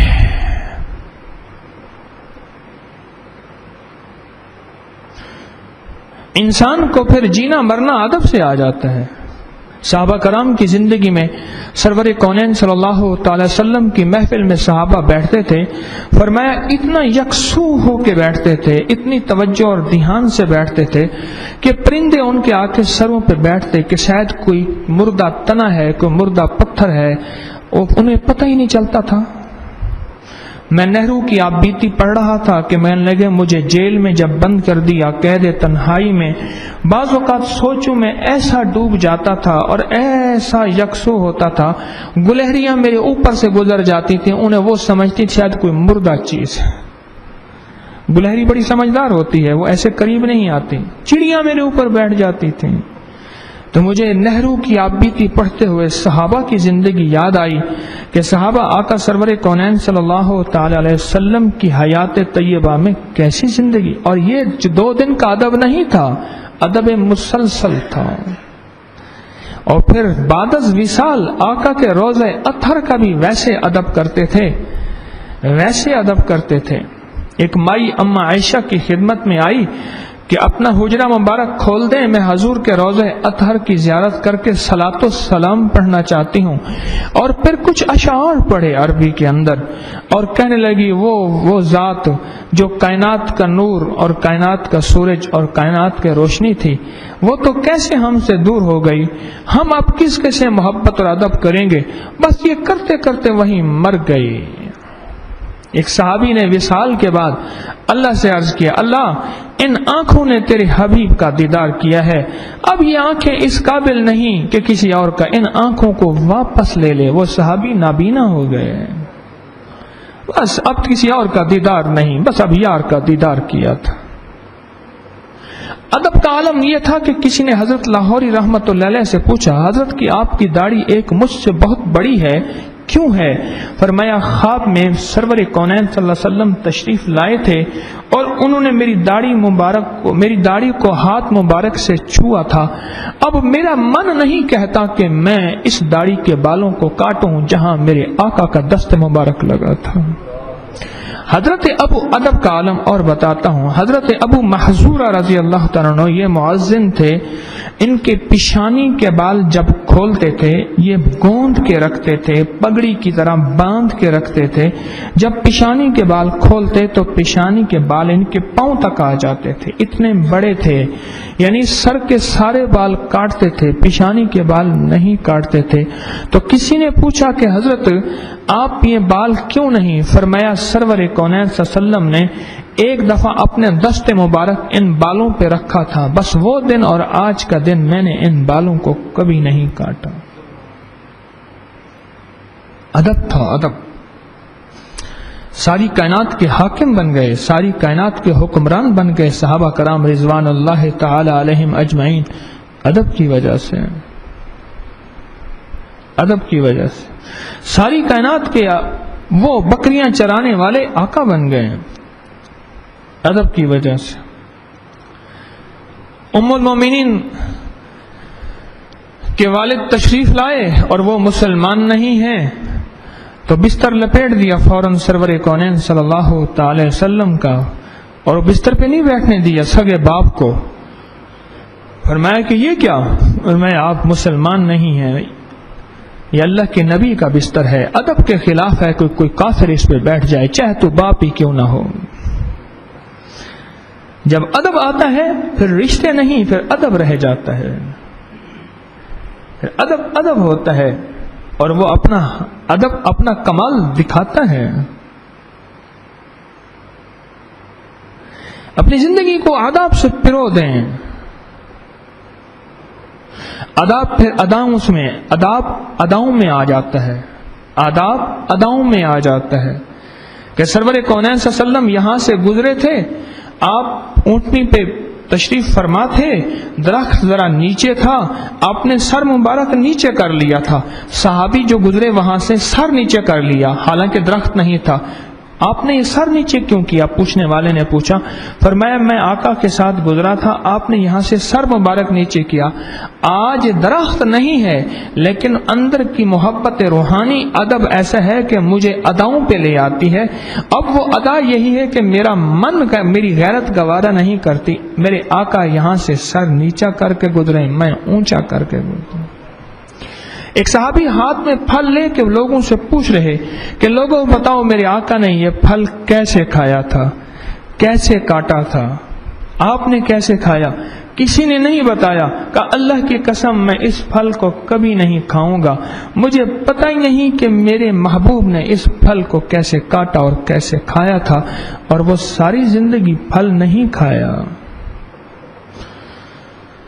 صحابہ کی زندگی میں خدمت اور ادب بھرا ہوا تھا، خدمت بھری ہوئی، ادب بھرا ہوا تھا، اور ادب اتباع پہ لے آتا ہے، ماننے پہ لے آتا ہے کہ ماننا جیسا بھی ہو، سمجھ آئے نہ آئے، عقل مانے نہ مانے، شعور احساس ادراک ساتھ دے نہ دے کہ ٹھیک ہے، جو مزاج یار میں آئے ٹھیک ہے۔ پھر ایک ایک ادا اچھی لگتی ہے، ادب اداؤں پہ لے آتا ہے، اور ادب نہ ہو تو ایک ایک ادا کے اندر جھول نظر آتا ہے، نقص نظر آتا ہے، کمی نظر آتی ہے۔ اس لیے فرمایا مرشد سے محبت نہیں عشق کرو، عشق میں ہر چیز کے اندر ایک کمال نظر آتا ہے۔ اب عشق نہ ہو، ہر چیز میں لذت ہے اگر دل میں مزہ ہو، الفت میں برابر ہے وفا ہو یا جفا ہو، الفت میں برابر ہے وفا ہو یا جفا ہو، ہر چیز میں لذت ہے اگر دل میں مزہ ہو، پھر ہر چیز میں لذت مل جاتی ہے، لیکن اگر دل میں مزہ ہے تو، اگر دل میں مزہ نہیں ہے تو میٹھی چیز کو کہتا ہے کڑوی ہے، میں نہیں کھاتا، اصل میں وہ چیز کڑوی نہیں ہوتی، اس کا ذائقہ کڑوا ہے، اس کا ذائقہ کڑوا ہے۔ اندر کی کڑواہٹ جو ہے اس کے منہ میں ہے، اس کا ذائقہ کڑوا ہے۔ اللہ والوں کے ہاں جو ہے بعض اوقات ادب سکھاتے تھے، پہلے ادب سکھاتے تھے اور اس پہ سال لگ جاتے تھے، ادب سکھاتے تھے، اپنے قریب زیادہ بیٹھنے ہی نہیں دیتے تھے، بس دور رہتے تھے۔ فرماتے تھے جو ٹھہر گیا وہ ٹھہر گیا، جو بھاگ گیا اسی میں بہتری تھی۔ ادب سکھاتے تھے۔ ادب سیکھنے کے بعد جب بندہ اپنے حالات کا، حال کا ادب سیکھ لیتا ہے، پھر اسے اللہ کے نبی علیہ الصلوۃ والسلام کا ادب آ جاتا ہے، پھر اللہ کے نبی کا ادب آ گیا تو پھر اللہ کا ادب آ گیا۔ اور ادب نہ اداؤں کا ہے، یعنی ماننا آتا چلا گیا، ڈھلنا آتا چلا گیا، اور اپنے مزاج اور طبیعت کو توڑ کے حکم پہ چلنا آتا چلا گیا۔ اپنے مزاج اور طبیعت کو توڑ کے، اپنے مزاج اونگ رہے ہیں، کئی اونگ رہے ہیں، معلوم ہوتا ہے انہیں نیند سونگ رہی ہے، اونگ رہے ہیں، لگتا ایسے ہے کہ بستر کو سونگ رہے ہیں۔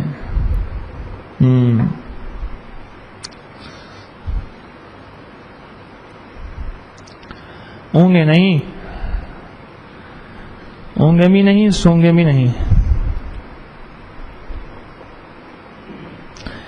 اپنی طبیعتوں کو ادب کے ساتھ ڈھلتے ڈھلاتے چلے جائیں۔ آج کا جو مضمون ہے بڑا اہم مضمون، حضرت پیر علی حجویری رحمۃ اللہ تعالی علیہ نے اپنی کتاب کشف المعجوم میں جو ہم نے پڑھی لکھا ہے، آج کا مضمون کمال کا مضمون ہے۔ یہ میرے لیے بھی ہے، یہ آپ کے لیے بھی ہے۔ میں اس کا آپ سے زیادہ محتاج ہوں، ہم سب اس کے محتاج ہیں۔ اور زندگی اگر ان کیفیتوں کے ساتھ اور زندگی ان اداؤں کے ساتھ اگر گزرتی چلی جائے تو خوب زندگی کا بہتر نظام بنتا ہے۔ پھر نیکیاں اگر تھوڑی بھی ہوئیں لیکن انسان جو ہے آداب کی زندگی گزار لے تو تھوڑی نیکیوں میں بھی اللہ کے ہاں اس کی قیمت بن جاتی ہے، اور بے ادب کی زندگی میں نیکیاں زیادہ بھی ہوں تو اس کی زندگی کا نظام کچھ نہیں چلتا اور وہ انسان خالی ہی خالی رہتا ہے۔ تو اپنی زندگی کو آداب کے ساتھ سنواریں، آداب کے ساتھ سنواریں۔ حضرت فرماتے تھے ہم نے حکیم الامت رحمت اللہ علیہ سے سنا کہ حکیم الامت رحمت اللہ علیہ فرماتے تھے کہ میں تو روٹی کا بھی ادب کرتا ہوں کہ خود پینتی کی طرف بیٹھتا ہوں، اس کو سرہانے کی طرف رکھتا ہوں۔ فرمایا اگر مجبوری نہ ہو تو، کوئی مجبوری ہو اور بات ہے، ورنہ تو میں روٹی کا بھی ادب کرتا ہوں۔ اور تربیت السالک کتاب میں لکھا ہے، حضرت نے فرمایا ہے کہ لکھا ہے کہ والدین کے آداب میں یہ بات بھی شامل ہے کہ تب تو ان کی قبر پہ جا تو جس طرح زندگی میں ان کے آداب کرتا تھا اب بھی ان کے ساتھ ادب سے ویسے پیش آ، حتیٰ کہ اگر تجھے جگہ قدموں میں ملے تو ان کو قدموں میں کھڑے ہو کے ان کو ایصال ثواب کر اور ہدیہ کر اعمال کا، یہ بھی ان کے ادب میں شامل ہے۔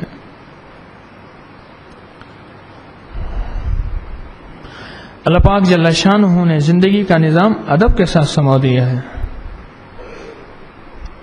ادب کے ساتھ سمو دیا ہے، اور انسان کی زندگی میں اللہ پاک کے ہاں پھر عجیب و غریب کمالات ملتے ہیں۔ جب انسان ادب کی زندگی پہ آتا ہے پھر اللہ اس کے اوپر روح کی کائنات کا نظام کھولتا ہے، یقین سے کہہ رہا ہوں کھولتا ہے اللہ، اور اس کے بعد اوپر کائنات کا نظام ایسا کھلتا ہے آپ سوچ نہیں سکتے۔ حضرت عمر بن خطاب رضی اللہ تعالیٰ عنہ کے دور میں آپ نے ایک لشکر بھیجا اور انہوں نے کفار کے قلعے کا حصار کیا، محاصرہ کیا۔ ان میں دو بھائی تھے، ایک بھائی ایسا تھا کہ جس نے جو ہے وہ دونوں بھائی نے خوب جہاد کیا اور کفار کو تہتے کر دیا، اور کفار نے کہا کہ ان دونوں میں سے دونوں کو یا ایک کو اگر ختم کر دیا جائے تو ہمارا جو ہے حصار ٹوٹ سکتا ہے۔ انہوں نے بڑی چال اور سازشیں کی، آخر ایک کو شہید کر دیا اور ایک کو گرفتار کر دیا۔ جب گرفتار کیا تو بادشاہ نے دیکھا کہ ایسا جری آدمی ہے، اس کو قتل نہیں کرنا چاہیے. اسے 100 کرم طرح کی دیے کہ تو یہ لے لے اور عیسائیت قبول، کفر قبول کر لے. اس نے کہا نہیں، میں کچھ قبول نہیں کروں گا. ایک سردار بیٹھا تھا، اس نے کہا کہ آپ یہ مجھے دے دیں، میری لڑکی خوبرو ہے، میں اس کے ذریعے سے اس کو بہلا لوں گا. اس نے گھر کو سجایا، اس کو سجا کے اسے دے دیا اور دونوں کمرے میں گئے تو اس نے قرآن پڑھا، اور ایسا قرآن لحن کے ساتھ، ایسی اداؤں کے ساتھ پڑھا کہ اس کی طرف توجہ ہی نہیں کی. 7 دن 7 راتیں قرآن پڑھتا رہا. آخر کار وہ اللہ کی بندی ایسے وجد میں قدموں میں گری. اللہ کے واسطے جس کلام کو تو پڑھ رہا اس دین میں میں آنا چاہتی ہوں، مجھے مسلمان کر لے. اس نے مسلمان کیا، اسے وضو، نماز، آداب کا طریقہ سکھایا. کہنے لگی اب مسلمان ہو گئی ہوں تو اب مجھ سے نکاح بھی کر لے. کہا نہیں، اس کے لیے 2 گواہوں اور حق المہر کا ہونا ضروری ہے، مہر کا ہونا ضروری ہے، وہ میرے پاس نہیں ہے. اس نے کہا کہ اگر تو یہ چاہتی ہے پھر مجھے کہیں سے فرار کا راستہ بنا دے، ہم نکل چلیں یہاں سے اور آزاد ہو کے اللہ کے حکم اور اللہ کے حبیب کی زندگی گزاریں. اس نے کہا یہ ٹھیک ہے. اس نے والد سے کہا میں نے اس کو کچھ نہ کچھ راضی کر لیا ہے، ہم دونوں کو فلاں بستی میں پہنچا دیں، یہ وہاں جا کے اپنے دین سے پھر جائے گا. اس نے اس طرح کے والد سے کوئی بات بنائی. وہ سردار کے پاس گیا، سردار خوش ہو گیا. اس نے ان لوگوں کو وہاں پہنچا دیا. جب وہاں پہنچے تو یہ دن ڈھلنے کا انتظار کرنے لگے. دن ڈھلنے کا انتظار، شام ہوئی تو انہوں نے گھوڑے پہ، وہ پیچھے بیٹھی اور یہ آگے دوڑتے دوڑتے ساری رات گزری.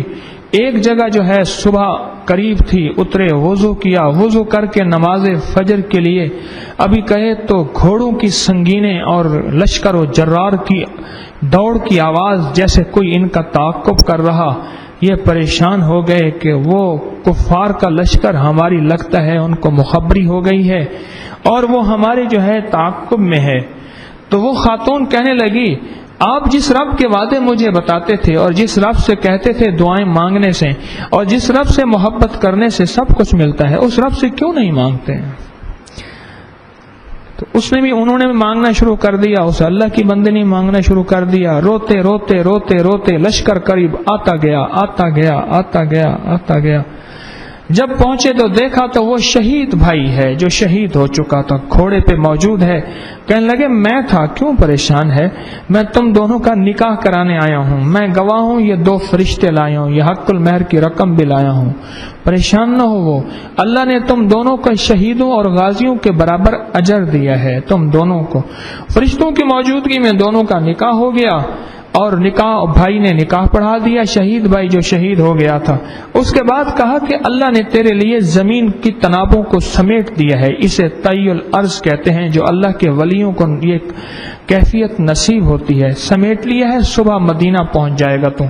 اور مدینہ منورہ وہاں سے ہزاروں میل دور تھا. اور عمر رضی اللہ تعالیٰ عنہ ملے تو انہیں میرا سلام کہہ دینا. اب مدینہ منورہ کی ادائیں سنیں. حضرت عمر رضی اللہ تعالیٰ عنہ سورۃ نساء یا بڑی بڑی لمبی صورتیں پڑھتے تھے، اور بعض اوقات فجر کی نماز جو ہے وہ سفیدے سے، ہلکا سفیدہ اس سے پہلے شروع کر دیتے تھے. بعض اوقات نمازی تھوڑے ہوتے تھے، آپ کی لمبی کرت سے نمازی بعض اوقات اٹھ کے آ جاتے تھے. وضو کرنے والے وضو پہنچتے تھے، وضو کر کے شامل ہو جاتے تھے.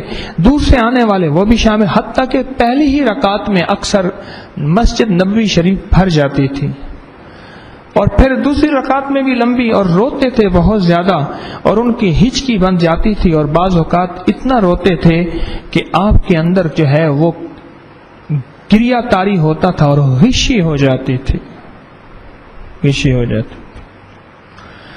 مجھے ایک اجازت دیں، جو اونگ رہا ہو اس کو میں یہیں کھڑا کر دوں. ہمارے حضرت خاص مجلس میں ایسا کرتے تھے، عام میں نہیں کرتے تھے. میری حضرت رحمت اللہ علیہ جو خاص مجلس ہوتی تھا، یہ ہمارا حلقہ جو ہے کشف الماجی خاص مجلس ہے. میں نے پہلے کہا تھا کہ عام چیز رعایت نہیں ہے اس میں. اب مجھے آپ اجازت دے دیں، جس کو میں دیکھوں اس کا گواہ پھر میں ہوں گا. وہ یہ نہیں کہے گا، کیونکہ میں اونچا بیٹھا ہوں نا، وہ یہ نہیں کہے گا میں نہیں اونگ رہا تھا. اس کے گواہوں کی ضرورت نہیں ہے، میں اس کو وہیں کھڑا کر دوں گا، وہیں کھڑا رہے گا، حلقے میں شامل رہے گا، لیکن اس کی بچت اسی میں ہے کہ وہ کھڑا ہو کے حلقہ کشف المحجوب میں شامل رہے گا۔ نقصان اس لیے نہیں کریں گے کہ وہ دور چلا جائے گا۔ اس کی اجازت ہے مجھے سب کی طرف سے؟ ٹھیک ہے، آپ تکڑے ہو کے بیٹھیے گا ذرا۔ تو کیا عرض کر رہا، عمر رضی اللہ تعالیٰ عنہ نے اس دن خلاف معمول چھوٹی سی صورت پہلی رکعت میں پڑھی، دوسری رکعت میں بھی چھوٹی صورت پڑھی، چھوٹی صورت پڑھ کے فرمانے لگے آؤ ایک نئے جوڑے کا استقبال کرنے چلتے ہیں۔ صحابہ کرام حیران، امیر المومنین کیا بتا رہے، کیا کہہ رہے؟ چل پڑے اور مدینہ کے دروازے سے، جہاں باہر سے لوگ، وہ جو شہرہ تھی، جو راستہ تھا، اسے مدینہ کا دروازہ کہتے تھے، جہاں سے لشکر، قبیلے، قافلے آتے تھے، وہاں راستے میں کھڑے ہو گئے تو دور سے ایک جوان جو ہے، ابھی سورج نہیں نکلا تھا، اور ایک خاتون میاں بیوی آ رہے تھے۔ سرور حضرت عمر رضی اللہ تعالیٰ نے ان کا استقبال کیا اور انہوں نے اپنے بھائی کا انہیں سلام کہا، اور انہوں نے علیکم وعلیکم السلام کہا، فرمایا، اور فرمایا کہ آپ کا ولیمہ میرے ذمے ہے۔ ہاں، آپ کا ولیمہ میرے ذمے ہے۔ اور عمر رضی اللہ تعالی عنہ نے اس بیوی کا، اس شوہر کا، اس نکاح کا جو ولیمہ تھا وہ کیا، اور سارے صحابہ کرام اس میں شریک ہوئے۔ اس واقعے کے اندر، یہ واقعہ میں نے بیان کیا، اس واقعے کو آپ مختلف شکلوں میں، اگر مختلف کیفیتوں، مختلف زاویوں میں دیکھیں تو یہ واقعہ آپ کو ایک عجیب کہانی بیان کرتا ہے، زندگی کا عجیب نظام بیان کرتا ہے۔ وہ یہ ہے، قاری فتح محمد صاحب رحمۃ اللہ علیہ اللہ کے ایک نیک بندے تھے، جن سے پانی پتی کی کرت جو ہے اللہ پاک نے ان کے ذریعے سے بر صغیر میں عام کی۔ پھر قاری رحیم بخش صاحب تھے، پھر قاری طاہر صاحب تھے، وہ بھی فوت ہو گئے مدینہ منورہ میں۔ تو قاری فتح محمد صاحب رحمۃ اللہ علیہ وہ ایک بات فرمایا کرتے تھے، فرمایا جس کو قرآن کا ادب آ گیا وہ ہر مشکل میں جب بھی اس کے پر حال آئے گا وہ قرآن پڑھنا شروع کر دے گا اور قرآن بھی اس کی مدد کرے گا۔ فرمایا اس وقت آئے گا جب قرآن کا ادب سیکھے گا، اس وقت آئے گا جب قرآن کا ادب سیکھے گا۔ حضرت کاشمیری رحمت اللہ علیہ حدیث کی کتاب کے اوپر قرآن نہیں رکھتے تھے، قرآن اوپر ہوتا تھا، اس کے نیچے حدیث ہوتی تھی، پھر حدیث کے نیچے تفسیر ہوتی تھی، پھر تفسیر کے نیچے تاریخ ہوتی تھی۔ کتابوں کا بھی یہ ادب ہوتا تھا۔ ہمیں جس کو قرآن کا ادب آ گیا پھر اس کو قرآن ہر جگہ اس کی مدد کرے گا، قرآن اس کی ہر جگہ مدد کرے گا، اور قرآن اس کی ہر جگہ معاونت کرے گا، اعانت کرے گا۔ معلوم ہوتا ہے کہ اس مجاہد نے قرآن کا ادب سیکھا تھا اور قرآن کا احترام سیکھا ہوگا۔ میں ایک قیاس کے طور پہ کہہ رہا ہوں کہ جس کی قرآن نے اتنی مدد کی اور قرآن نے اس کے ساتھ اتنا تعاون کیا، اس نے قرآن کا ادب سیکھا تھا اور قرآن کا احترام سیکھا تھا، کہ قرآن کی بس اس نے قرآن پڑھنا شروع کر دیا، اس کے پاس اور کچھ نہیں تھا، قرآن تھا، اور قرآن سب کچھ ہے۔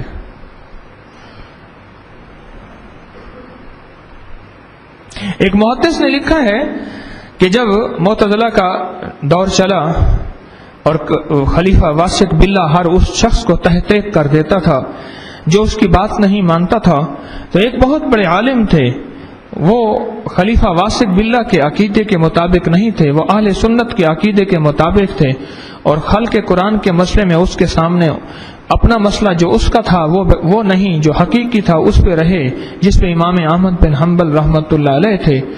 تو ان کو انہوں نے دربار میں پکڑوایا، دربار میں تو مفتی احمد بن داؤد جو کہ ان کے ساتھ تھے کہنے لگے بوڑھے آدمی ہیں، ان کا لگتا یہ ہے کہ عقل ذہن ان کا ساتھ نہیں دے رہا، ان کو چھوڑ دیں۔ تو خلیفہ واسق باللہ نے کہا نہیں، میں تو ان کی طرف چل کے قدم جو تلوار پہ جائیں گے اس کو نیکی سمجھتا ہوں، اس بندے کو قتل ضرور کرنا چاہیے، اور بڑی تیز رفتار تلوار منگوائی اور ایک ہی وار میں ان کا سر تن سے جدا کر دیا، پھر ان کا سر شہر کے شرک کے دروازے پہ لٹکوا دیا، عبرت کے لیے وہاں محافظ مقرر کر دیے۔ ان کا بھانجا کہتا ہے اور لوگوں نے تصدیق کی کہ رات کو جب کہے تو ان کے سر سے مسلسل سورت یاسین پڑھی جا رہی تھی، ان کا سر، اور مسلسل سورت یاسین پڑھ رہا تھا، اور لوگ ان کے سر کے اندر سے ان کی کٹی ہوئی زبان، کٹے ہوئے سر سے سورت یاسین سن رہے تھے۔ تو کسی نے بعد میں تحقیق کی، پتہ چلا کہ وہ قرآن کا ادب کرتے تھے، سورت یاسین سے محبت کرتے تھے۔ جس چیز کا ادب کریں گے، جس سے محبت کریں گے، بعد از وصال وہی چیز منہ پہ آ جائے گی۔ ان کی زبان سے سورت یاسین نکل رہا تھی، سورت یاسین، سر کٹا ہوا ہے اور لٹکا ہوا ہے، بادشاہ نے عبرت کے لیے لٹکا دیا ہے، کوئی بات نہیں، لیکن ان کے سر کے سورت یاسین پڑھی جا رہی تھی۔ ادب پہلا کرینہ ہے محبت کے کرینوں میں۔ آج کے اس حلقہ کشف المحجوب میں پیر علی حجویری رحمت اللہ تعالی علیہ نے زندگی کا بڑا انوکھا نظام دیا ہے، بڑا خوبصورت نظام دیا ہے کہ ادب ہی ہماری زندگی کا اوڑھنا بچھونا ہے، اور یہ صحابہ کی زندگی میں موجود ہے، صحابہ کی زندگی میں موجود ہے، اور یہ تابعین کی زندگی میں موجود ہے، تبع تابعین، اہل اللہ، محدثین، صالحین کی زندگی میں ادب موجود ہے۔ ادب کے بغیر زندگی کا سلیقہ نہیں، ادب کے بغیر زندگی کا طریقہ نہیں۔ بے ادب انسان جو ہے، بے ادب انسان وہ کہاں سے کہاں نکل جاتا ہے۔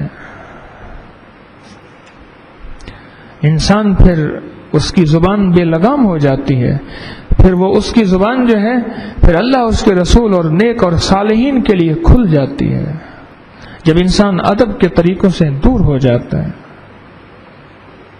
ادب کے طریقوں سے دور ہو جاتا ہے۔ اللہ پاک جل شانہ مجھے آپ کو ادب کی زندگی کا کوئی ذرہ، اللہ پاک جل شانہ مجھے آپ کو ادب کی زندگی کا کوئی ذرہ اور کوئی حصہ نصیب کر دے اور عطا فرما دے۔ یہ جس کو مل گیا سمجھ لے اس کو زندگی کا بہت بڑا کرینہ، سلیقہ اور زندگی کا بہت بڑا برکت کا حصہ مل گیا، بہت بڑی برکت کا حصہ مل گیا۔ اور یہ چیز ملتی ہے اللہ والوں کی جوتیوں میں، اللہ والوں کی، اللہ والے کوئی نہ ملے۔ جس دور میں اللہ والوں کا قحط بڑھ جائے، اس دور میں کوئی اللہ والا نہیں، کوئی اللہ والے کا غلامی تلاش کر لے۔ تسبیح خانے میں اللہ والا تو آپ بیٹھے ہیں، میں کسی اللہ والے کا غلام ہوں، شاید آپ حضرات کی وجہ سے اللہ والا بن جاؤں۔ مرنے سے پہلے اپنے آپ کو اللہ والا کہنا تو بڑا مشکل ہے۔ مرنے سے پہلے اپنے آپ کو مخلص کہنا بہت ہی مشکل کام ہے، بہت ہی مشکل کام۔ انسان اپنے بارے میں دعویٰ کیسے کر سکتا ہے؟ نہیں کر سکتا۔ میں سوچتا رہتا ہوں بعض اوقات، میں نے کہا تسبیح خانے میں کوئی اللہ والا تو مجھ جیسا ہے نہیں، میں کوئی اللہ والے کا غلام ہوں، خادم ہوں، لوگوں کو پھر بھی بہت کچھ مل رہا، کیا دور ہوگا؟ اللہ والے ہوں گے تو پھر کیا ہوتا ہوگا؟ جو واقعات ہمیں میسر ہیں، جو واقعات ادب کے ہمیں ملتے ہیں، وہ کیا ہوگا؟ کہ حضرت سید احمد شہید رحمت اللہ علیہ نے ایک بندے کے بارے میں کہ پتہ چلا کہ وہ دلی میں اس کا وصال ہو گیا، حضرت شاہ اسماعیل شہید رحمت اللہ علیہ کو اپنا گھوڑا دیا کہ جا کے پتہ کرائیں۔ سارے سفر میں گھوڑے کی لگام تھام کے گھوڑے کے اوپر چڑھے نہیں، ساتھ چلتے رہے کہ شیخ کا گھوڑا ہے، میں کیسے چڑھوں گا؟ مقام ادب ہے۔ شاہ اسماعیل شہید جو شرک اور بدعت کی بہکنی کر دیتے تھے، جو ببانگ دہل جو ہے طوائفوں میں جا کے واز دلی کے طوائفوں میں واز کرتے تھے، جنہوں نے جہاد عظیم کیا، جو کسی چیز کو درے ہوئے تنا، کسی چیز کا خیال نہیں کرتے تھے حق کے معاملے میں، لیکن جب ادب کا معاملہ آتا ہے تو اس وقت پھر ان کا زاویہ بدل جاتا ہے، اس وقت ان کی کیفیت اور ہو جاتی ہے۔ اپنا سر تن سے جدا کرا دیا۔ بالا کوٹ کے اندر آج بھی ان کی تربت جو ہے موجود ہے، سید شاہ اسماعیل شہید رحمت اللہ علیہ کی، میرا وہاں جانا ہوا ہے، آج بھی موجود ہے۔ لیکن جس وقت ادب کا معاملہ آتا ہے تو شاہ اسماعیل شہید رحمۃ اللہ علیہ، سید احمد شہید رحمۃ اللہ علیہ اپنے شیخ کے گھوڑے پہ سوار نہیں ہوتے. ارواح ثلاثہ کتاب میں یہ واقعہ لکھا ہوا ہے. ان پہ سوار نہیں ہوتے. پھر شیخ کے گھوڑے کا ادب ہے کہ ان کی لگام تھام کے ساتھ چلتے ہیں.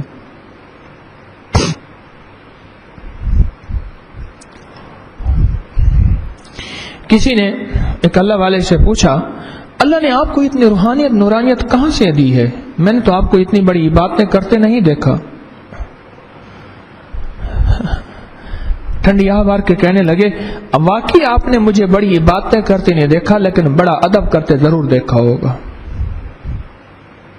ہاں دیکھا، پر میں یہ اسی کی صلے میں اللہ جل شانہ نے مجھے بڑی عبادتوں کا نور عطا کر دیا ہے. بڑی عبادتیں کرتے نہیں دیکھا، لیکن بڑا ادب کرتے ضرور دیکھا ہوگا. یہ اسی کے صلے میں اللہ جل شانہ نے مجھے اتنی بڑی عبادتوں کا نور عطا کر دیا. اور یاد رکھیے گا، انسان کو عمل پہ جو چیز لاتی ہے وہ نور ہوتا ہے. دیکھو، علم ہو اور علم کا نور نہ ہو، عمل پہ نہیں لاتے. کفار کے پاس علم ہے، اسلامیات کی پی ایچ ڈی کفار آپ کو دیتے ہیں، عربی کی پی ایچ ڈی کی ڈگری کفار دیتے ہیں، سیرت رسول کی ڈگری کفار دیتے ہیں، اور تاریخ سیرت اسلام اور تاریخ اسلام کی ڈگری کفار دیتے ہیں. ان کے پاس علم ہے، علم کا نور نہیں ہے. ایسے ہے نا، وہ بڑے بڑے لوگ جو آپ کے بڑے بڑے پروفیسر اور ڈاکٹر بناتے ہیں، اور سیرت رسول صلی اللہ علیہ وسلم کا ایک ایک حرف ان کے پاس موجود ہے. میری آقا کی صبح و شام کیسی تھی، آقا کا گھر کی زندگی، جہاد کی زندگی، آقا کی مدنی زندگی، مکی، سب کا علم ان کے پاس موجود ہے. وہ آپ کو علم پڑھاتے ہیں مسلمانوں کو، پھر ڈگریاں دیتے ہیں. علم ہے، علم کا نور نہیں ہے. وہ نور ان کو پھر کلمے سے مانے ہوتا ہے، ان کو کلمہ نصیب نہیں ہوتا. کیسی عجیب بات ہے. آپ کہ ایک بندہ کہنے لگا، حضرت میں عالم ہوں، علم ہے، اور میں کسی اللہ والے کے پاس چلا جا، 4 دن اپنے آپ کو ان کے سامنے جھکا دے، ورنہ تو ان سے بڑا عالم نہیں ہے. کتنی عجیب، میری حضرت کے الفاظ ہیں. ایک عالم آیا، حضرت میں عالم ہوں اور میں کسی اللہ والے کے پاس چلا جا کے ان کی 4 دن جوتیاں سیدھی کر، اور ان کی جوتیاں سیدھی کر کے نا اپنے آپ کو ان کے سامنے جھکا دے. کیوں؟ کہ تو ان سے بڑا عالم نہیں ہے، ورنہ تیرے پاس علم ہوگا، علم کا نور نہیں ہوگا. ہے نا، ساری ڈگریاں وہی دیتے. کتنا ان کے پاس علم ہوگا جو یہاں کے اسکالرز کو پی ایچ ڈی کی ڈگری دیتے ہیں، ان کے پاس خود کتنا علم ہوگا. اور جنہوں نے سیرت مصطفیٰ صلی اللہ تعالی وسلم پہ بڑی انوکھی کتابیں لکھی ہیں، ایسی تاریخ کی کتابیں لکھی ہیں. یہ مدینہ منورہ سے لے کر مکہ مکرمہ، مدینہ منورہ سے لے کر طائف تک کا جو راستہ تھا جس میں آقا نے ہجرت فرمائی تھی، یہ ایک انگریز نے ایجاد کیا تھا کہ حضور صلی اللہ علیہ وسلم نے اس راستے سے ہجرت کی تھی، اور تاریخ کے حوالوں سے کیا تھا. اور اس کی بات آج تک مانی جاتی ہے. جہاں مورخین نے، محدثین نے بھی اس واقعے کے بارے میں لکھا، صرف انگریز نے نہیں، لیکن جہاں ان کی بات تسلیم کی جاتی ہے وہاں انگریز کی بات بھی سامنے آتی ہے کہ ہاں، اس نے بھی کہا تھا کہ یہ راستہ یہی ہے جس راستے کے ذریعے، اور ہجرت کا جو راستہ حضور سرور کونین صلی اللہ علیہ وسلم نے اختیار فرمایا تھا. آج کی جو سڑک ہے شاہراہ، مین شاہراہ، جو مین شاہراہ ہے مکہ مکرمہ سے مدینہ منورہ، وہی کی وہی مین شاہراہ جو ہے وہی راستہ ہے جس میں آقا نے ہجرت فرمائی تھی. علم ان کے پاس اتنا ہے، علم ان کے پاس اتنا ہے، لیکن اس کا نور نہیں ہے. اور علم کا نور ملتا ہے ادب سے. علم کا نور ملتا ہے ادب سے، اور ادب سے جب نور ملتا ہے پھر عمل ملتا ہے. ایک اللہ والے کی باتیں ہوتی تھی، ایک پشتو بولنے والا چپ کر کے بیٹھا ہوتا تھا، ایسے بیٹھا ہوتا تھا چپ کر کے، اس کو اردو کی کوئی سمجھ نہیں آتی تھی. میں نے اس سے پوچھا تھا، ماما خبر پوئشو ٹول پوئشو. میں نے اسے، ماما تجھے ساری باتیں سمجھ آتی ہیں؟ کہہ رہا مجھے ساری سمجھ آتی ہیں. اگر میں اس سے یہ اردو میں پوچھ لیتا تو وہ اس کو سمجھ نہ آتی کہ ماما تجھے، آپ کو یہ باتیں سمجھ آتی ہیں؟ وہ کہتا تو کیا کہتا ہے؟ لیکن مجھے پشتو نہیں آتی، 2-4 لفظ آتے ہیں، تو میں نے اس سے اس انسان سے پوچھا، اس نے کہا ساری آتی ہیں، لیکن میں نے اس کے ادب کو دیکھا، ادب سے بیٹھ کے سنتا تھا، ادب سے بیٹھ کے سنتا تھا، احترام سے بیٹھ کے توجہ کرتا تھا، پھر اس کا میں نے زندگی میں تجربہ کیا، زندگی میں تجربہ کیا۔ 2 بندوں کے تجربے میرے پاس اس وقت سامنے آ رہے ہیں۔ ایک اور عرض کرتا ہوں، زندگی میں تجربہ کیا، جب عمل کا وقت آتا تھا وہ ان پڑھ پٹھان عمل میں آگے ہوتا تھا۔ کون سی چیز تھی اس کو عمل پہ لاتی تھی؟ وہ عمل کا نور تھا، وہ اس علم کا نور تھا۔ اس کے پاس علم نہیں پہنچا، ادب، طلب اور سچی تڑپ کی وجہ سے اس پٹھان کے پاس اس کا نور پہنچا، اس کا نور پہنچا۔ بندے پھر سوئے ہوئے ہیں، میں پھر دیکھ رہا ہوں، رعایت کر رہا ہوں۔